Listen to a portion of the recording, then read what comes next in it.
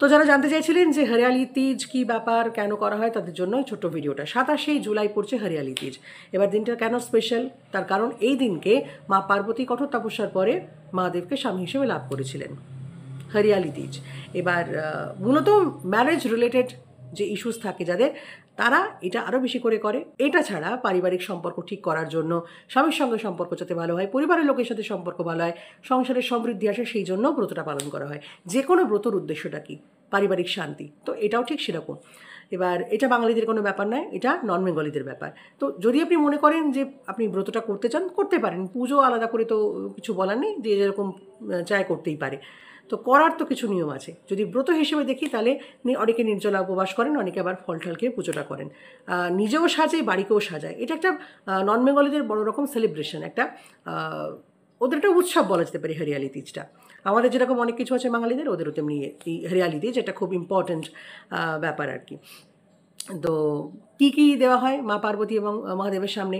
শাড়ি, সবুজ চুড়ি, ফুলের মালা, তারপরে আরও যা যা মনে করবে, ফল মিষ্টি, এটা ওটা দিয়ে তারা এই ব্রতটা সম্পন্ন করেন।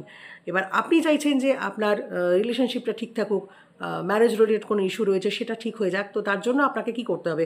অত নিয়মকানুন আপনি করতেও পারবেন না। সেক্ষেত্রে ছোট্ট একটা নিয়ম আপনি করতেই পারেন। সেটা কি না, সন্ধেবেলা একটা সর্ষের তেলের প্রদীপ জ্বালাবেন, মহাদেবকে দেখালেন, আপনার বাড়িতে যে মহাদেব রয়েছে তাকে দেখালেন, দেখিয়ে একটা ছোট্ট মন্ত্র আপনি বলবেন। কি বলবেন? ওম উমা মহেশ্বরায় নমঃ, এই একটা বলতে পারেন।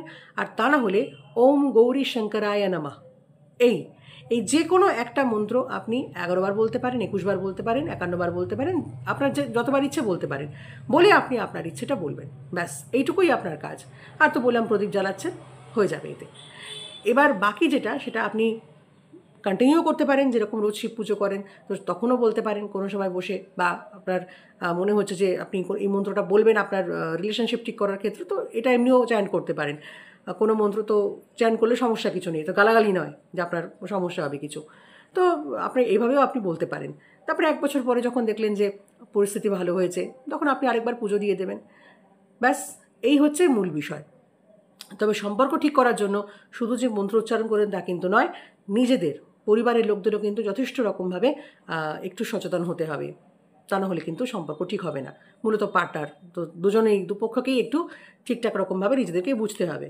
বোঝা গেল? তো এই হচ্ছে 27 তারিখের ব্যাপার, হরিয়ালি তিজ। খুব সহজে যদি কেউ করতে চান তো তারা করতেই পারেন। ভালো থাকুন।